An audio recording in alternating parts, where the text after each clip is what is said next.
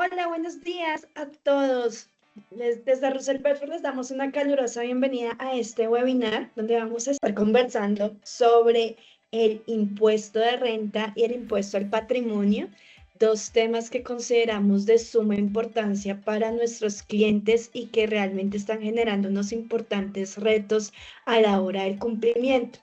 Yo creo que uno, cuando está dedicado a los temas tributarios, quizás el impuesto de renta es de las principales obligaciones que entra a cumplir. Uno trabaja todo el año en función a que la renta quede bien calculada, en que tenga un adecuado cierre contable y fiscal y que todo eso se vea representado en un impuesto que sea acorde con la capacidad contributiva del contribuyente que estamos apoyando. Entonces, quizás el día de hoy, renta puede ser un capítulo entero y una especialización, una maestría. Ríos de tinta corren sobre eso. Todos los días vemos doctrina de la DIAN donde se desafía cuál es la interpretación de los diferentes puntos que hacen parte de la declaración de renta. Entonces, acá en este webinar nosotros no vamos a entrar en detalle en todos los aspectos. Lo que queremos hacer es un recorderis de cuáles son esos aspectos claves de la declaración de renta, las conciliaciones que debemos tener en cuenta, el entorno de los documentos electrónicos que realmente han venido a cambiar el paradigma de cumplimiento a la hora de presentar esta obligación y como cereza del pastel, algo que nos tiene estresados a todos los equipos tributarios y es el famoso impuesto al patrimonio, que ya habíamos tenido una con la reforma de la 2277 que es permanente, tuvimos unos sustos a inicio de años, pero conclusión, en este momento tenemos que presentar un impuesto al patrimonio que debemos presentar en menos de 8 días.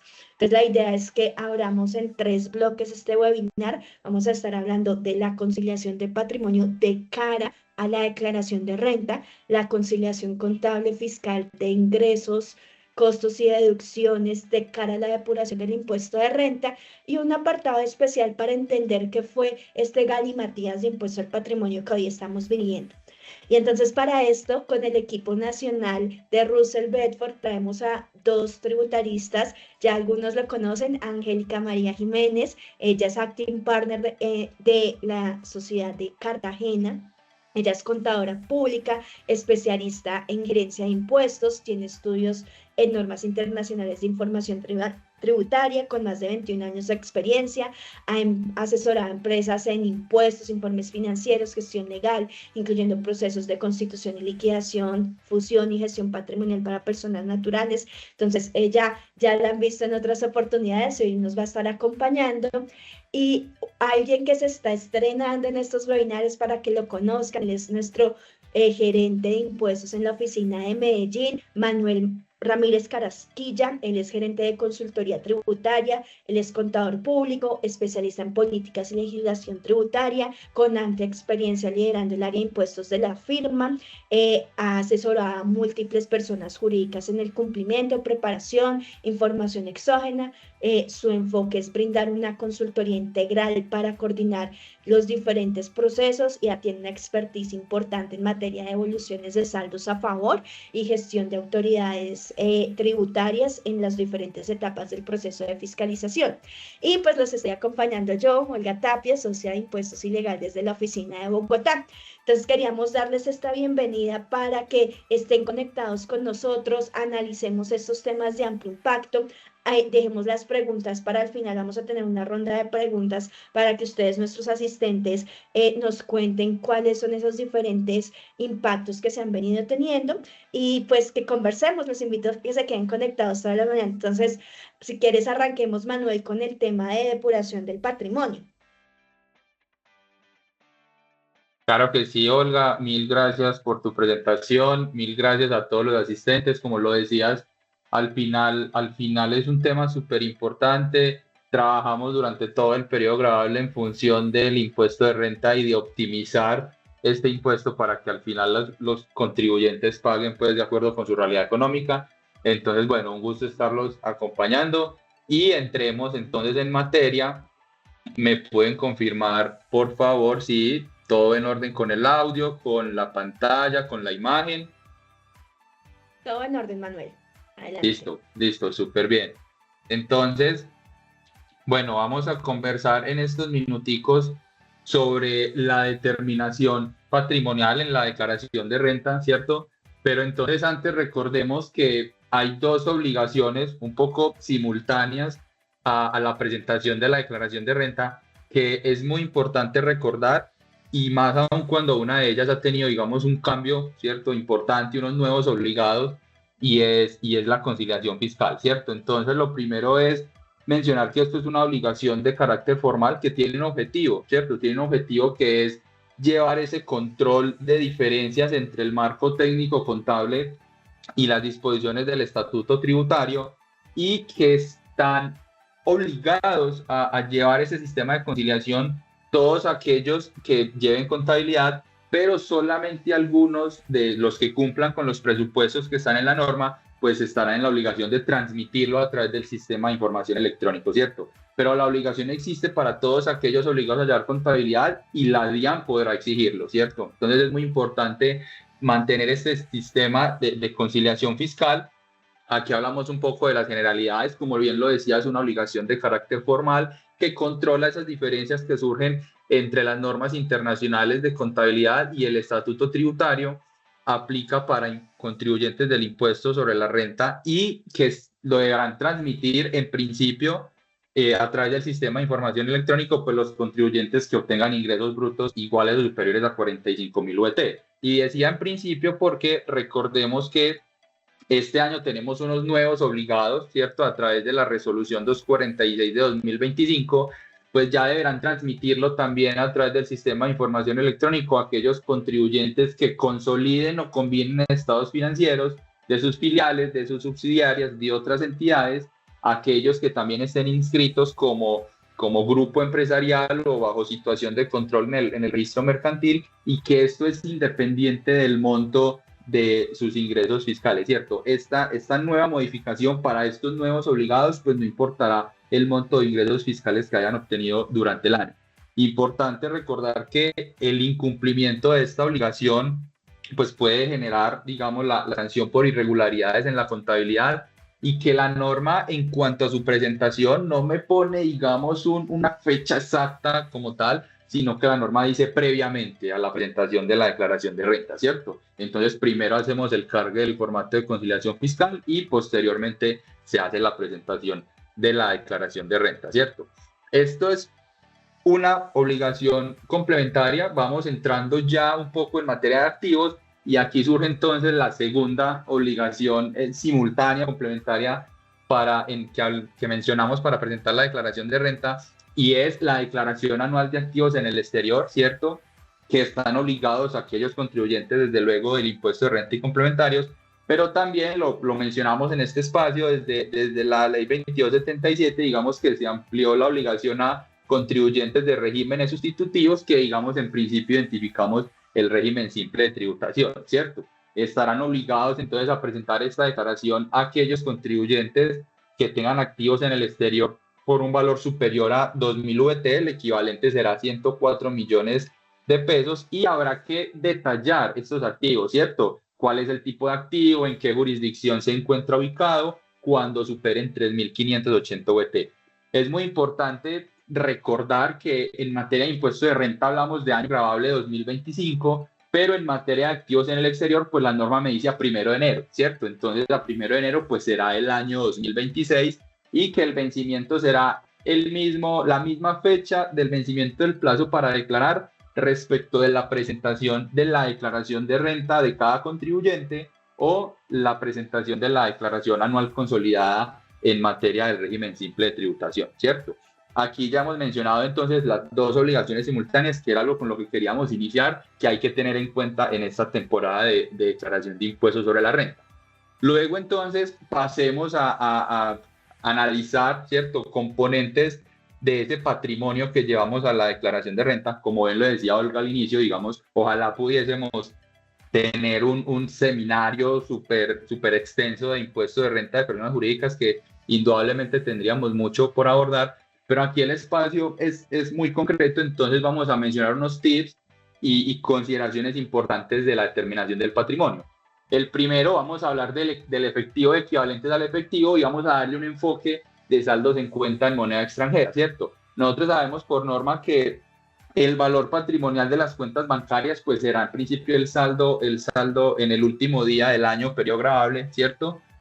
Pero si ampliamos el saldo en cuenta bancaria en moneda extranjera, pues nosotros hemos identificado una práctica muy común, ¿cierto?, entre colegas al momento de presentar la declaración de renta, y es que tomamos ese saldo de la cuenta en dólares y lo multiplicamos por la tasa representativa del mercado hasta 31 de diciembre del año periodo gravable, ¿cierto? Digamos que aquí hemos identificado que esta práctica puede no ajustarse del todo a la norma, ¿cierto? Toda vez que debemos observar es la disposición del artículo 69 que me habla del valor patrimonial de los bienes en moneda extranjera, ¿cierto? Entonces, ¿qué me dice la norma? Venga, los activos en moneda extranjera se estiman en moneda nacional al momento de su reconocimiento inicial a la tasa representativa del mercado, menos pagos o abonos a esa misma tasa representativa del mercado del reconocimiento inicial, ¿cierto? Esto lo traducimos en una palabra, ¿cierto? En una palabra práctica, y es Cardex, ¿cierto? Al final las recomendaciones, venga, nosotros deberíamos hacer un análisis súper detallado, súper juicioso de todos esos movimientos que tiene nuestra cuenta bancaria en moneda extranjera, ¿cierto? Entonces aquí tengo una breve demostración de Cardex, si se puede decir, y es en donde siempre controlamos esa TRM del reconocimiento inicial, ¿cierto? Aquí en el ejemplo, entonces tenemos una apertura de una cuenta en una fecha cualquiera, 10 de octubre, con una TRM de 3.000 pesos, y en el momento en que yo hago una salida, un movimiento de esta cuenta en dólares, pues fijemos que yo conservo estos 3.000 pesos, ¿cierto? Y esa es la manera en que deberíamos nosotros determinar el valor patrimonial de los bienes en moneda extranjera, ¿cierto? Entonces, ese es como el tip que damos por aquí en materia de efectivo equivalentes al efectivo.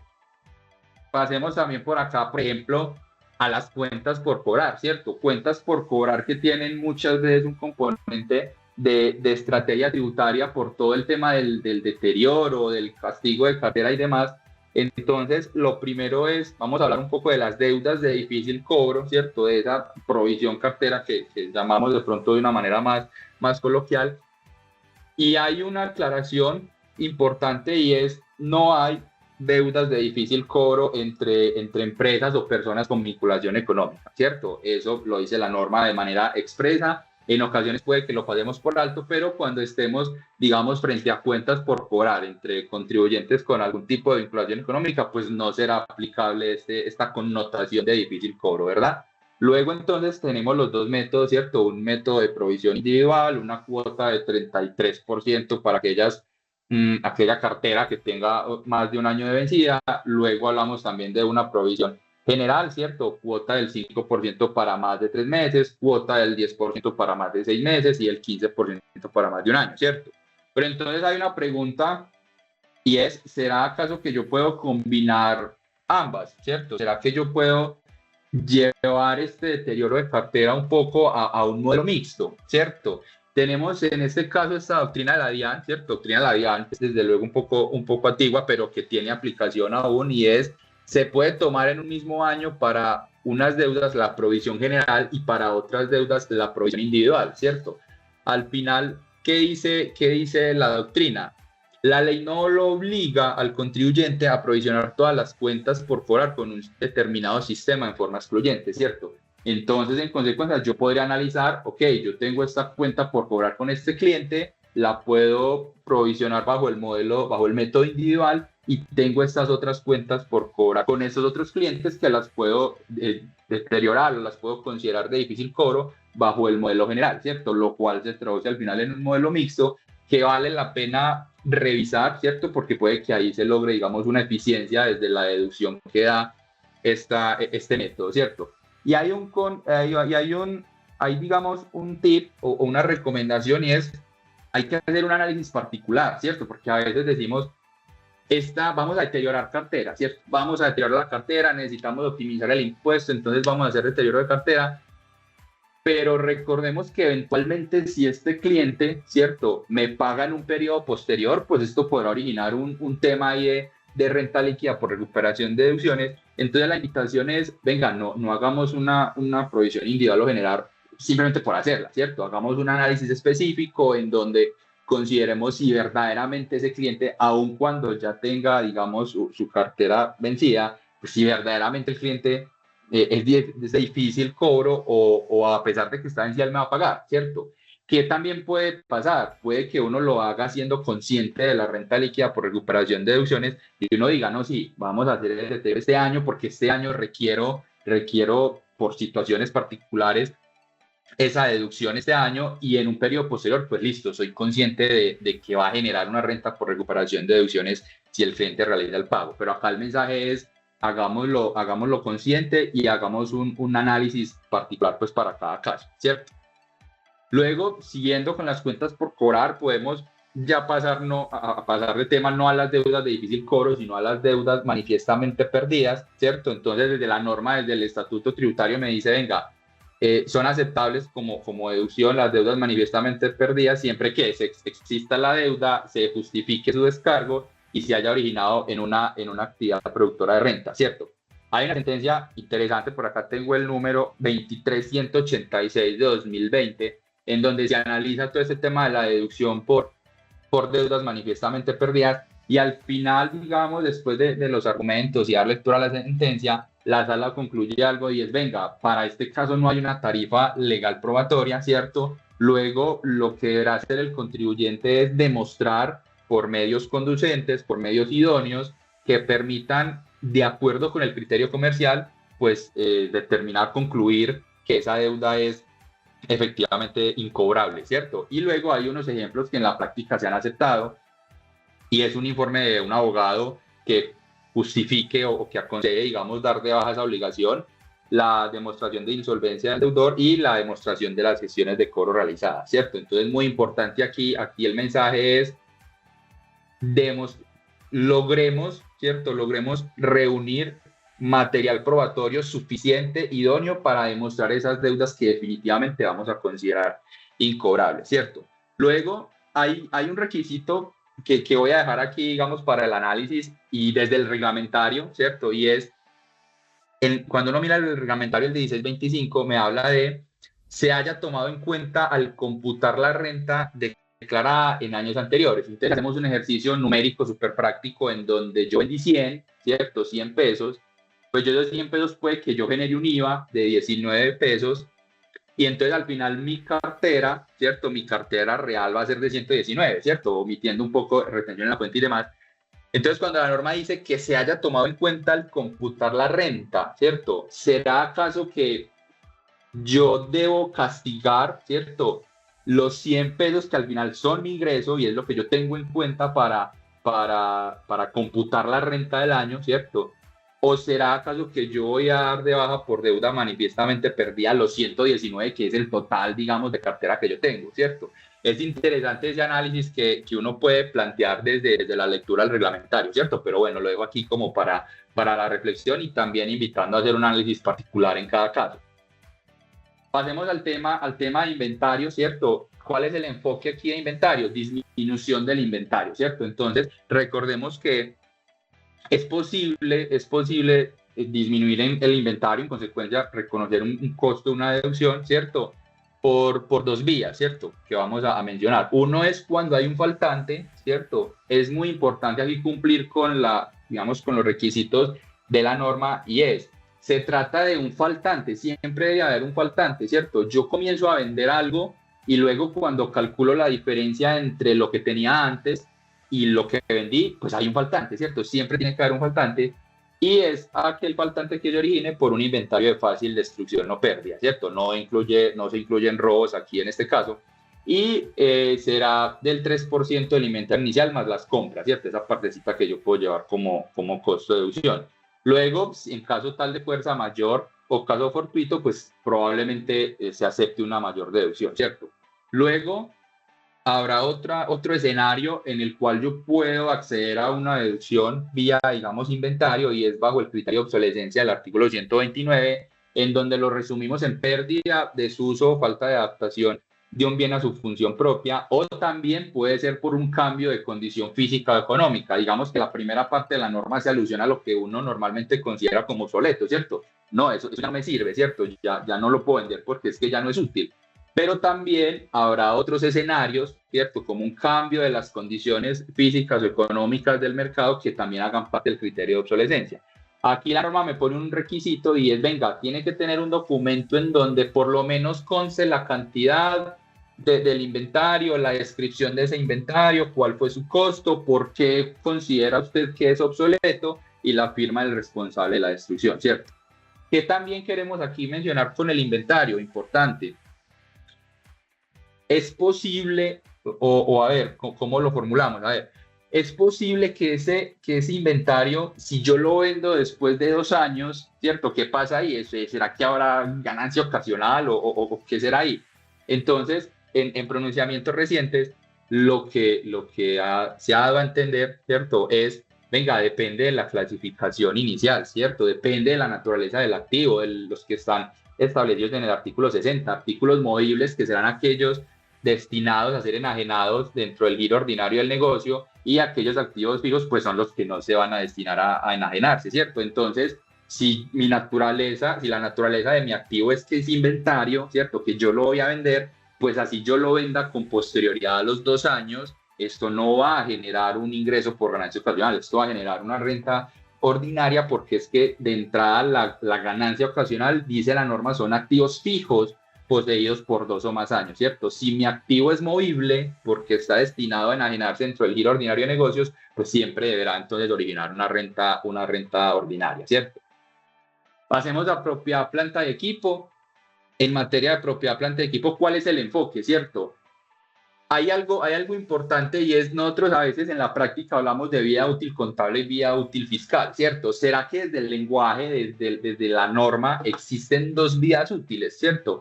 Hemos considerado que no, hemos considerado que lo que existe en la norma es un límite de deducibilidad, ¿cierto? Pero en todo momento hablamos de una sola vida útil, pues que será la contable, ¿cierto? El tiempo por el cual la entidad desea obtener beneficios económicos del activo. Entonces, aquí lo que la norma, lo que el artículo 137 del estatuto me trae es un límite de deducibilidad que en consecuencia yo pues deberé controlar para efectos fiscales, ¿cierto? Que en la práctica vemos que todavía cuesta un poco, y que esto es aplicable para activos adquiridos desde 2017, ¿cierto? Este particular este límite de deducibilidad aplica para activos adquiridos desde 2017. Y luego, ¿qué pasa con los activos que yo adquirí antes de 2017, ¿cierto? Aquí primero la norma contempla un régimen de transición en donde me dice todos aquellos que estén pendientes por depreciar a 31 de diciembre de 2016, pues se continuarán depreciando de conformidad con el reglamentario. Y desde el lenguaje yo identifico algo, ¿cierto? Desde el lenguaje yo identifico algo, y es esta palabra será. Esta palabra será hace alusión a que la norma me está diciendo expresamente cuál es la vida útil para ese tipo de activos. Diferente es a los de 2017 en adelante, en donde la norma me dice, venga, la tasa de depreciación, ¿cierto? O el método de depreciación será el contable, ¿cierto? Me está remitiendo directamente a la contabilidad. Aquí lo que la norma reglamentaria me dice es, será la siguiente, y me da los años para cada tipo de activo. ¿Por qué lo mencionamos? En la práctica nos hemos encontrado con que hay entidades por ahí que tienen una maquinaria, por decir algo, que adquirieron en 2015, ¿cierto? Maquinaria aquí se terminaría de depreciar el año anterior, año grabable 2025, pero que uno encuentra que se está depreciando a 15 años, ¿cierto? Aquí la posición es, venga, la norma me está fijando cuáles son esas vías útiles fiscales y en consecuencia deberemos atenderlas, ¿cierto? Recordemos que existe la depreciación acelerada, ¿cierto? Cuando se demuestre que se utiliza diariamente por 16 horas, se podrá incrementar en un 25%. Aquí podemos ver en pantalla la fórmula, y que eventualmente se puede hacer uso de una depreciación proporcionalmente superior siempre que se demuestre que se utiliza pues por más horas, ¿cierto? Aquí hay un comparativo interesante, ¿cierto? Las memorias creo que las haremos llegar. Entonces aquí hay un comparativo interesante entre las disposiciones de las NIF y las disposiciones fiscales, ¿cierto? Dentro de las cuales se habla del método de depreciación, modelos posterior que tienen de medición la norma internacional, mientras que fiscalmente hablamos de modelo del costo menos la depreciación acumulada, con opción de reconocer el avalúo catastral vía artículo 72. Entonces, este comparativo también puede ser muy útil para observar esas diferencias que hay entre el tratamiento contable y el tratamiento fiscal. Luego pasemos a los activos intangibles, ¿cierto? Los activos intangibles en principio tienen una amortización que no puede ser superior a un 20% anual. En consecuencia, si esto lo llevamos a años, pues serán 5 años.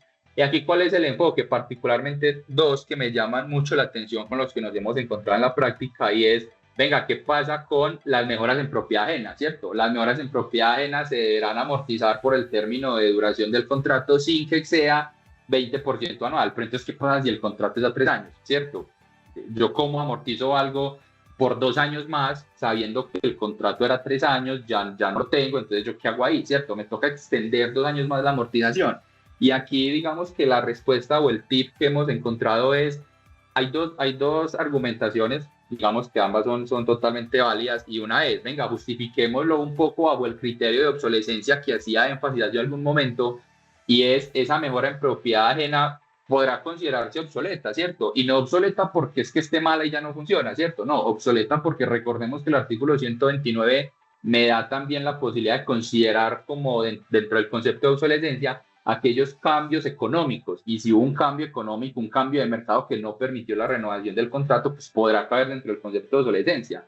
Y la otra justificación es dar de baja, digamos, ese saldo restante, ya 100% al gasto, y simplemente porque ya no cumple con la definición del elemento, ya no es un activo, ¿cierto? El activo, en términos generales, por norma internacional, es un recurso presente que controla la entidad y que del cual espera generar beneficios económicos futuros. Pues si ya se acabó el contrato de arrendamiento, yo ya no tengo un activo, ya no controlo ningún recurso, ya no espero generar beneficios económicos de él, entonces en consecuencia podré llevarlo directamente al gasto, y de esa manera pues no tengo que amortizar 2 años más algo que simplemente ya no está dentro de mi operación. Luego hay algo que me llama la atención, ¿cierto? Investigación y desarrollo versus activos intangibles formados. En alguna oportunidad me hacían entrega, esto es una anécdota personal, en alguna oportunidad me hacían entrega de una información para elaborar la declaración de renta del contribuyente, y me dijeron, ten cuidado que ellos tienen un activo intangible formado, recuerda que el costo fiscal es 0. Entonces digo, ok, está bien, sí, vamos a tenerlo en cuenta.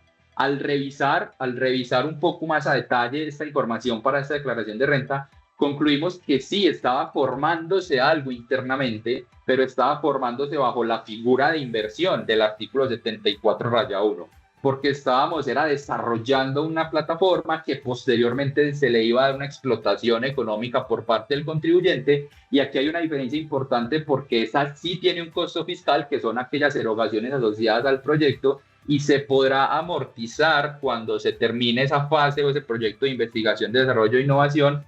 E inclusive si se vende esa innovación, ese proyecto que desarrollé, pues podrá llevarse como un costo o deducción al momento de la enajenación, ¿cierto? Entonces, importante aquí el tip es, cuando estemos frente al concepto de activo intangible formado, pues revisemos que efectivamente sea un activo intangible formado de costo fiscal 0, y que por ahí no vaya a ser algo que podamos darle esa connotación de inversión, de investigación, de desarrollo, que al final nos va a dar lugar a una amortización en un periodo posterior, ¿cierto? Mencionar también reajustes fiscales, ¿cierto? Reajustes fiscales que son útiles cuando yo tengo expectativa de venta y de generar ganancia ocasional. ¿Cuál se aplica para personas jurídicas, que es el que estamos hablando aquí? El del artículo 70, ¿cierto? Me dice contribuyentes. Los contribuyentes serán contribuyentes personas naturales, contribuyentes personas jurídicas. El artículo 73, si nos fijamos en la norma, pues al final sí me lo cierra personas naturales, en consecuencia este no nos aplica, pero el artículo 70 sí, ¿cierto? Entonces es una opción también revisarlo desde ese lado. Vamos a hablar de los pasivos, ¿cierto? Los pasivos es un componente muy importante, porque ahí hay algo vamos, por conversar, ¿cierto? Lo primero es la provisión, ¿cierto? Provisión versus el pasivo real, ¿cierto? La provisión, recordemos que no es aceptada fiscalmente, y es básicamente porque existe incertidumbre sobre su cuantía o sobre la fecha en la que yo tendré que cumplir con esa obligación, ¿cierto? La fecha en la que tendré que desprenderme de un recurso económico para cumplir con esa obligación. El pasivo, por el contrario, que sí es aceptado fiscalmente, pues será aquella obligación presente, que yo ya conozco el vencimiento, que yo ya conozco la cuantía y en consecuencia conozco cuántos recursos económicos tendré que desprenderme, ¿cierto? El pasivo contingente no es aceptado fiscalmente tampoco, ¿cierto? Es una obligación posible, ¿cierto? Pero es posible que en el futuro se materialice, pero si se materializa, eso no está dentro del control de la entidad, ¿cierto? Entonces, ese tampoco será aceptado. Importante mencionar, el pasivo es aceptado, pero no por el mero hecho de estar en la contabilidad, ¿cierto? En personas jurídicas, contribuyentes obligados a llevar contabilidad, no es exigible el documento de fecha cierta, esto aplica para los no obligados, pero recordemos que sí se exige un documento idóneo, ¿cierto? Un documento idóneo, la norma pues no me define qué será documento idóneo, pero en consecuencia aquí la invitación es a soportar correctamente los pasivos que posteriormente registramos en nuestra contabilidad. Y por último entonces, hay otros que no se aceptan como pasivos, ¿cierto? Muy importante, los pasivos laborales en los cuales el derecho no esté consolidado en cabeza del trabajador. Hablamos, por ejemplo, de cesantías, hablamos, por ejemplo, de intereses a las cesantías, hablamos, por ejemplo, de vacaciones también, eventualmente. Esto debe evidenciarse desde la contabilidad ya consolidado en cabeza de cada trabajador, ¿cierto? En caso contrario, pues no dará lugar a su reconocimiento fiscal. El pasivo por impuesto diferido no es un pasivo para efectos fiscales tampoco. La financiación implícita no va, lo que sí queda reconocido es el valor nominal. Y el pasivo por valor razonable, pues lo que yo voy a llevar en la contabilidad es el pasivo medido a costo amortizado, ¿cierto? Recordemos también que incluir pasivos inexistentes en la declaración de renta puede generar una renta líquida gravable más una eventual sanción por inexactitud en caso de revisión, y que además está dentro del Código Penal como un delito tributario, ¿cierto? Entonces, bueno, esta es la espero que se den unos tips bien importantes, ¿cierto? Para determinar el patrimonio, para considerar los pasivos en declaración de renta, y con esto entonces damos paso a Angélica para que continúe con la depuración, ingresos, costos y deducciones. Gracias, Manuel. Bueno, vamos a continuar este webinar. Gracias a todos por estar aquí hoy presente, compartiendo con todos nosotros este espacio, un espacio que nos ayuda a enriquecer muchísimo toda esta depuración del impuesto de renta, que la verdad es que, como decían ahorita mis compañeros, trabajamos todo el año para lograr este resultado.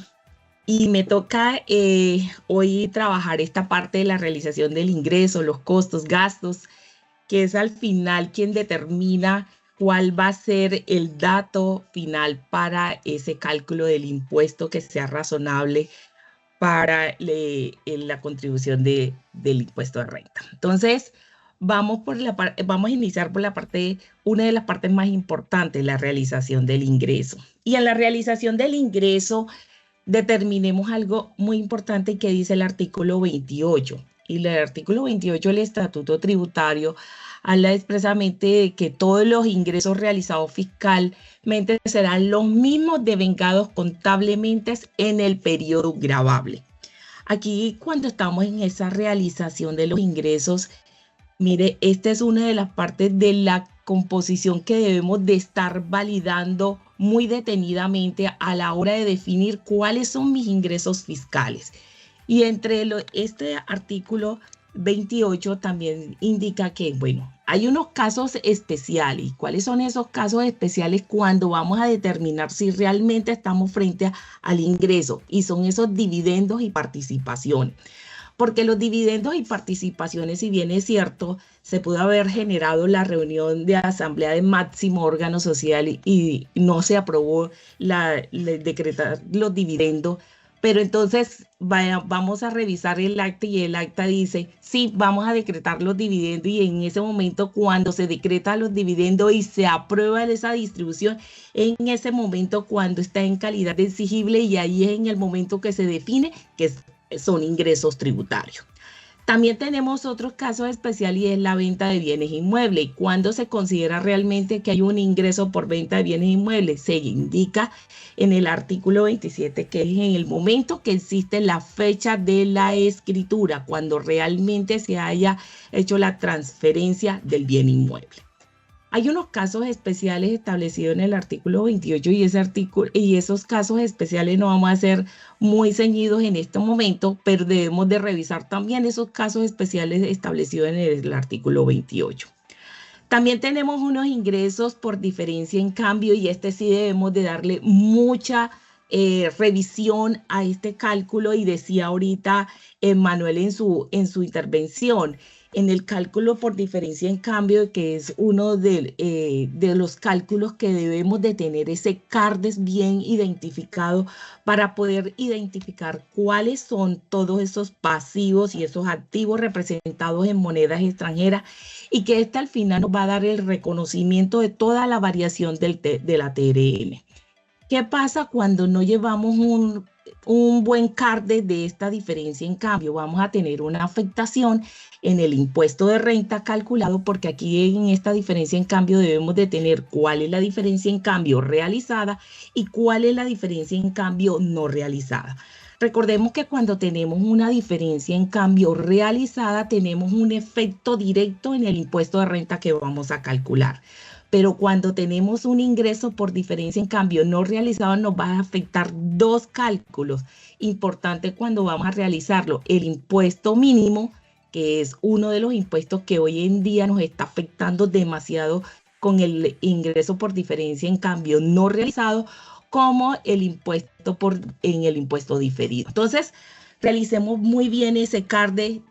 Hagamos esa validación, esa revisión para que no vayamos a tener ese problema en el momento de definir cuáles son los ingresos por diferencia en cambio. Tenemos también una realización del ingreso y es los intereses presuntivos. Este cálculo del interés presunto ha tenido una relevancia súper importante. ¿Por qué? Porque cuando tenemos intereses tenemos estos intereses, esto se deriva de los préstamos en dinero. Veamos muy bien que son los préstamos en dinero que le hace la sociedad a su socio. Cuando el préstamo es de la sociedad a los socios, quien va a afectar es a la sociedad. ¿Por qué? Porque tenemos que calcular este interés. Cuando es a lo contrario, cuando es el socio a la sociedad, va a afectar a la renta del socio. ¿Qué pasa cuando tenemos los intereses por préstamos a socios? Debemos de establecer que en el cálculo no vayamos hay personas que cuando van a hacer ese cálculo del impuesto que determina cuál es el saldo al corte de diciembre 31 y le aplica el porcentaje establecido en el decreto que se establece anual. Y para el año 2025 salió el decreto 771 que estableció que el porcentaje para este cálculo va a ser del 9.25%. No es con el saldo a diciembre 31 que debemos de calcular ese interés presunto. Debemos de determinar cada uno de los meses cuáles fueron sus movimientos débito y crédito y ese saldo final de cada uno de los meses es el que le vamos a determinar ese porcentaje. Determinemos muy bien el cálculo de los intereses presuntos. Por primera vez en el año pasado, 2025, recibimos un requerimiento por parte de la Administración de Impuestos. ¿Por qué? Porque la declaración de renta tenía una cuenta por cobrar a socio, teníamos en la conciliación fiscal, indicaba hay cuenta por cobrar a socio, pero no había asociado interés presunto. Entonces, ¿qué pasa? La Administración de Impuestos dice, bueno, me tienes representada una cuenta por cobrar a socio. ¿Qué pasó con el interés presunto? Además que la información exógena también reporta la cuenta por cobrar a socio. Y al determinar toda esa información y no ver el cálculo del interés presunto, entonces tenemos un error en la depuración del cálculo del impuesto de renta. Entonces, determinemos muy claramente este cálculo. Ahora bien, cuando la sociedad le presta al socio, también puede darse que se crea un contrato, se escribe un contrato de mutuo y ese contrato de mutuo puede establecer un interés que ese interés puede estar por encima de lo decretado o puede estar por debajo de lo decretado. Si el interés está por encima de lo decretado, entonces estamos frente a un ingreso de interés financiero más no uno de interés presunto. Pero si estamos por un interés pactado por debajo del 9.25, entonces vamos a tener dos connotaciones. Primero vamos a tener un interés financiero de acuerdo a ese interés que se haya pactado en el mutuo y la diferencia se nos convertiría en un interés presunto. Entonces debemos de calcular la diferencia para que vayamos de acuerdo a ese interés pactado en el decreto que cierra anualmente para definir cuáles van a ser los intereses de cálculo de los intereses presuntos en el año periodo gravable. Entonces aquí muy importante. Otro de los puntos demasiado importante, creería yo, que no podemos cerrar la declaración de renta en el año periodo gravable sin realizar la conciliación fiscal. Llevamos desde que estamos haciendo toda esta, de que tenemos todos estos documentos electrónicos que nos ayuda a hacer la comparación de todos los ingresos tributarios con los documentos electrónicos. Es obligatorio realizar la conciliación de cada uno de los impuestos que debemos de validar. ¿Cuáles son todos nuestros ingresos contables? ¿Cuáles son nuestros ingresos en renta, en IVA, en ICA, en la autorretención? Determinarlos con todos los ingresos que tenemos en la factura electrónica y lo que estamos informando en nuestra información exógena.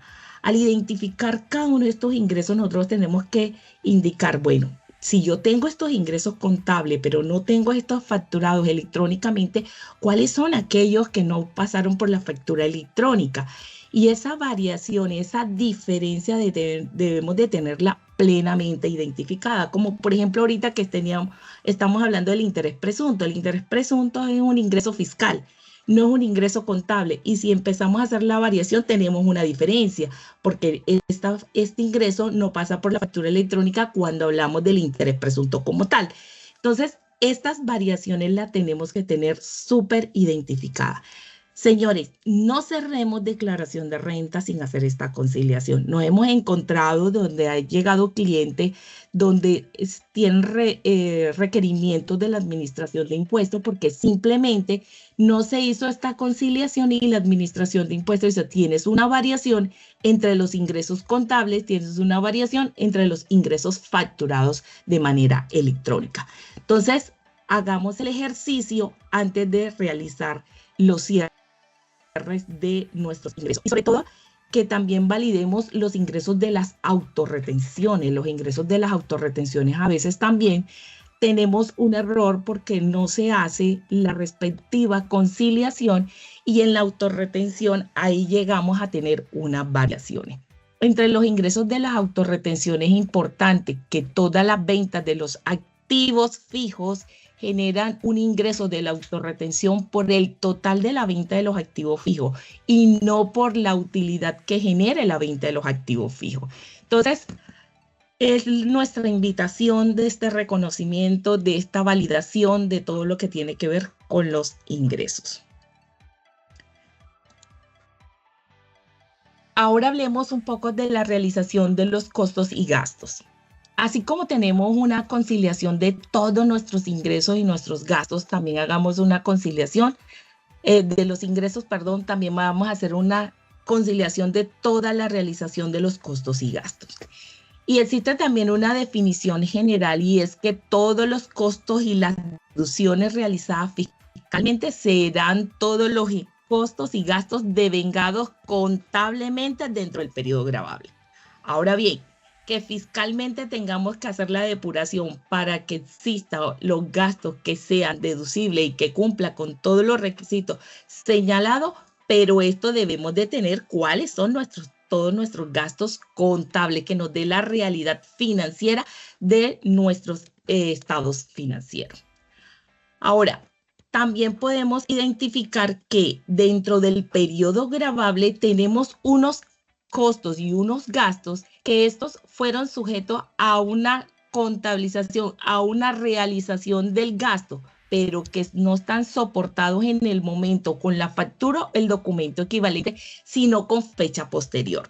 ¿Qué pasa con estos gastos que se reconocen, pero que no tenemos el soporte idóneo como es la factura? Debemos de reconocerlo y debe tener la idoneidad para poder llevarlo como deducible, de acuerdo a lo establecido en el artículo 771-2 del Estatuto Tributario, pero debemos de cumplir con todos los requisitos de la prueba supletoria para poder definir que ese gasto sí es deducible. ¿Cómo lo vamos a hacer? Con las remisiones, con la demostración de que el bien o el servicio lo que está en poder en el momento, en el cierre del periodo gravable, que se cumpla con todas las órdenes de compra, que se pueda evidenciar que efectivamente el bien o el servicio fue adquirido. También en la realización de los costos y gastos tenemos unas excepciones de acuerdo a lo establecido en el artículo 59 y 105 del Estatuto Tributario, y es que aquí pues siempre debemos de tener en cuenta que lo que son las pérdidas por el deterioro parcial de inventario, el reconocimiento razonable de los activos, todo esto se van a dar ejecución realmente cuando efectivamente ocurran los hechos. Mientras tanto, cuando estamos apenas en los reconocimientos, no tiene efectos fiscales. Y en la realización de los costos y gastos también tenemos esa variación en lo que es la TRM, y es el gasto por diferencia en cambio, que también van a tener esos efectos, como decía ahorita, con respecto al ingreso por diferencia en cambio.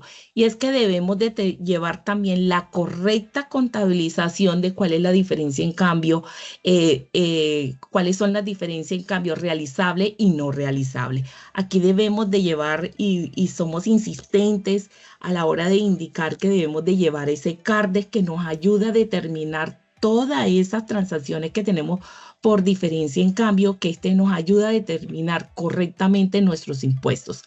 No llevar ese CARDES es sinónimo de llevar un gasto de impuesto mal generado o definir un impuesto mínimo o un impuesto diferido que no va acorde a la realidad económica de la compañía. Tenemos también otros requisitos, y estos requisitos de deducibilidad cumplen una función súper importante, y más que cada vez que tenemos requerimientos por parte de la Administración de Impuestos, los funcionarios cuando nos hacen esas inspecciones tributarias suelen indicar fácilmente: este gasto no es deducible, este gasto no cumple la relación de causalidad, este gasto no es necesario, y sobre todo la necesidad, este gasto no es proporcional. Para eso el Consejo de Estado generó esta sentencia muy importante donde determina que para que un gasto la compañía determine si es necesario o no es necesario, tenga relación de causalidad, no tiene por qué ir directamente relacionado a la actividad productora de renta, sino que esta también va identificada cuál es el objeto social, que la compañía realmente necesite el gasto para poder tener la sostenibilidad, para que se pueda tener unas condiciones en el mercado, para que pueda generar su modelo de negocio. Entonces, todo esto lo que hizo la sentencia fue aclarar realmente cuándo un gasto es necesario, cuándo un gasto tiene de verdad una relación de causalidad, y evitar cuando tengamos esas inspecciones tributarias sepamos realmente cómo demostrar que el gasto que tiene la sociedad realmente cumple con todos los requisitos para que éste sea procedente. Entonces, busquemos un espacio súper importante y apropiémonos bastante de esta sentencia, porque con esta sentencia nos podemos apoyar para poder definir esos momentos cuando tengamos ese momento de rechazo de costos y gastos simplemente porque el funcionario manifiesta que no tiene esa relación de causalidad. Y en esto llevo lo que dice estos gastos que hoy en día son naturales y son necesarios dentro del giro normal del negocio de la compañía, y es que por ejemplo, las cuotas de afiliaciones a los gremios, los pagos a las bolsas de valores, los pagos a los sindicatos, las pólizas de seguros y los pagos de recreaciones, que son una de los gastos súper importantes para el bienestar de los empleados, que son los generadores realmente del ingreso de la compañía. Y fíjense que las cuotas de afiliaciones a los gremios, de una manera indirecta podríamos decir que no, pero también porque si no estamos dentro de las agremiaciones, ¿cómo no hacemos crecer nuestra empresa? Entonces, todos estos gastos debemos de ir validando. Porque la idea es conversar varios temas. Ya frente al tema de la depuración del impuesto de renta, nos está haciendo falta comentarles 3 temitas que queríamos conversar, particularmente lo que es el tema de la sentencia del Consejo de Estado, donde nos recuerda cuál es ese propósito de los costos y deducciones, cuáles son esos requisitos para que se deben cumplir la relación de necesidad, causalidad y proporcionalidad con la actividad productora de renta. Entonces, acá nos están preguntando por la sentencia. Les voy a dejar acá abierta la presentación. En la presentación nos recuerdan que es la sentencia 21329. Valga notar que esta sentencia es supremamente importante porque esto es una sentencia de unificación, que recordemos, las sentencias de unificación tienen un valor muchísimo mayor que cualquier otro tipo de sentencia porque son obligatorias para las autoridades administrativas. Mientras las generalidades de las sentencias son interpartes, es decir, solo aplican para ese caso concreto que se estuvo analizando, las sentencias de unificación constituyen el lineamiento que da el Consejo de Estado de cómo se deben interpretar las normas. Y existe un recurso que se llama la extensión de jurisprudencia, bajo el cual, si la autoridad administrativa se niega a aplicar lo que el Consejo de Estado decidió, yo tengo una acción legal para que ese criterio se aplique. Entonces, en esta sentencia se recordó cuáles eran esos requisitos de necesidad, causalidad y proporcionalidad para efectos de que se debe evaluar todos los costos y deducciones bajo la cláusula general de deducibilidad que me trae este artículo 107 del Estatuto Tributario. Pasando rápidamente acá, otras cosas que se querían comentar eran el tema de las limitaciones de costos y gastos que se deben tener en cuenta a la hora de hacer la depuración. Y tema clave, ya Angélica lo estaba comentando, el tema de los documentos electrónicos. ¿Qué pasa con los documentos electrónicos? Resulta que con la entrada del sistema de factura electrónica, la DIAN tiene muchísima información de prácticamente en tiempo real de cuáles son esas transacciones que se están adelantando.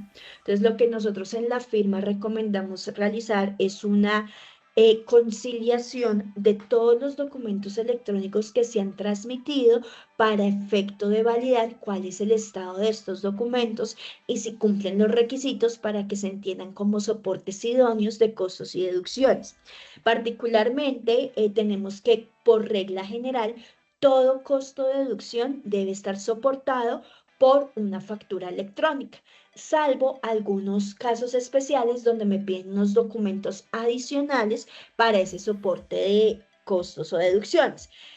En materia de facturación electrónica, yo debo validar que estos documentos estén expedidos y que se haya cumplido toda la cadena de facturación electrónica. Y acá tengo que verlo en 2 perspectivas, desde el ingreso y desde el costo de deducción. Desde el ingreso, yo debo validar que todos mis ingresos sean facturados. No significa que la totalidad de facturas electrónicas expedidas deba ser igual a mi ingreso, pero sí debo garantizar que todos mis ingresos estén facturados. Pueden haber diferencias, puede que se trate de ingresos devengados y no facturados, es decir, que yo he cumplido algunas obligaciones de desempeño que por regla contable estoy en la obligación de ir reconociendo el ingreso, pero por norma tributaria, como no he terminado el servicio, como no he prestado o entregado el bien, no estoy obligado todavía a facturar. Entonces, en estos casos se genera esa dualidad que debo entrar a conciliar. Otra otra conciliación muy recurrente, que se trata de ingresos facturados y no devengados, es decir, que usualmente se manejan como pasivos diferidos, es decir, yo emito la factura, pero esa factura aún no se convierte en ingreso. Entonces, ¿con qué quiero significar esto? Que pueden existir diferencias entre mi ingreso contable y mi ingreso fiscal, pero yo debo entrar a conciliar lo que me están diciendo acá. Ahora, el tema de los eventos electrónicos, y esto sí que es supremamente crucial, porque existe una norma expresa que me dice que en caso de que yo no cuente con los eventos de acuse de recibo, de acuse de recepción del bien o de servicio, o de estos eventos son obligatorios para efectos de la procedencia de costos, deducciones e impuestos descontables. Acá el año pasado, un pronunciamiento muy importante porque la norma me trae la consecuencia. Es decir, yo tengo una factura que soporta costos y deducciones y no tengo los eventos, la norma, el estatuto tributario me dice, ojo que eso no es descontable y ojo que eso no es no deducible, pero no dice nada en cuanto a qué momento debo dar el acuse. Y esto tiene un trasfondo y es que el evento de acuse de recepción de bienes o servicios, hay una cosa que en materia comercial se llama la aceptación tácita de la factura. Resulta que cuando yo doy aceptación expresa, perfecto, yo estoy aceptando la factura y por tanto el proveedor me puede cobrar esa factura. Pero cuando yo doy una aceptación de recepción de bienes o de servicios, empieza a operar una cosa que se llama la aceptación tácita. Es decir, que yo no dije expresamente que aceptaba esa factura, pero la norma me trae una actuación supletiva. Y es que si en esos 3 días contados a partir de la recepción del bien o de servicio, yo no rechazo la factura, esa factura se entiende aceptada. Y comercialmente se convierte en un título ejecutivo. ¿Qué significa eso? Que me pueden ir a cobrar la factura de forma independiente, así se ejecutó o no se ejecutó el contrato. Entonces, eso tiene un trasfondo comercial muy importante porque puede pasar de que, muy atentos, yo estoy dando chulos de los eventos, pero yo todavía no haya recibido a satisfacción esos bienes o servicios y por tanto yo ya me vea en la obligación de pagar esa factura. Entonces, en esos eventos, lo que se debe realizar es que la parte comercial o quien es el dueño, quien está recibiendo ese bien o de servicio que se soporta en esa factura de venta, pues esté seguro que realmente se recibió para poderle dar el evento. En caso de que no, en caso de que la parte, por ejemplo, contable se ponga a dar los acuses, se puede meter en problemas comerciales la compañía porque se va a ver obligada a pagar algo que no necesariamente haya recibido. Entonces, ese trasfondo comercial nos deriva en un problema tributario. ¿Por qué?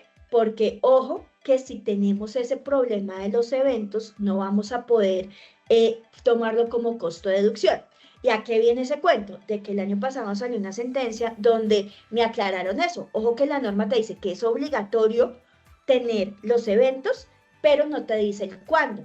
Entonces, ¿cuál es nuestra recomendación? Lo ideal es que se hubiera hecho antes del cierre contable fiscal dentro del periodo gravable, si no, por lo menos antes de la presentación de la declaración de renta, que es cuando se consolida la obligación. En todo caso, si no lo he hecho, pues yo los podría dar en cualquier momento atendiendo la realidad comercial de la operación. Sin embargo, si yo, acá ya es un tema más de fondo, si yo no doy el evento de aceptación o de bien o del servicio, ¿será que realmente yo sí tengo un gasto devengado contablemente? Porque se supone que yo lo devengo contablemente cuando ya sé que se prestó el servicio y que ya realmente percibí el beneficio económico de esa erogación. Entonces sería como un contrasentido decir que no se ha perfeccionado la operación desde el punto de vista comercial, pero sí se ha generado el devengo contable. Tendrá que estar en alguna norma de excepción. Entonces, acá la reflexión con estos eventos es, ojo, que es supremamente importante que se den. Nosotros acá en la firma, a través de un bot, lo que hacemos es revisar el 100% de las facturas de venta que se reciben para analizar caso a caso las que no tienen los eventos, si es por un tema comercial de fondo o si fue una omisión que todavía no se le ha dado el acuse, pero sí o sí tener muy claro qué se está haciendo, porque en caso de que no lo tengan, la consecuencia es sencillísima, es el rechazo del costo de deducción. Y ya hemos tenido fiscalizaciones donde la DIAN, teniendo este tema, va, revisa y rechazo del gasto, o sea, ya lo están revisando. Bien, por otro lado, tenemos el tema del documento soporte. El documento soporte es para aquellos casos donde la persona que me presta el bien o el servicio con la cual yo tengo un gasto no está obligado a facturar electrónicamente ni a emitir documentos equivalentes a la factura de venta. Entonces, este es el caso típico, por ejemplo, de los gastos del exterior. El proveedor de servicios del exterior no se encuentra obligado a facturar electrónicamente, pero si se encuentra, yo sí como receptor del bien o del servicio, yo estoy obligada a soportar mi costo-gasto. Entonces, en este caso, tenemos que se debe soportar electrónicamente con el documento soporte para no obligados a facturar. Acá dos comentarios importantes. Primero, ojo que yo debo tener una resolución independiente para tener ese documento soporte, es decir, yo tengo mi resolución de facturación y por otro lado tengo mi resolución del documento soporte.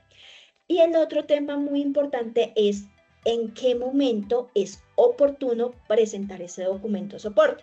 Y acá ha venido toda una discusión donde se le ha preguntado a la DIAN ha mantenido una posición, la ha reevaluado.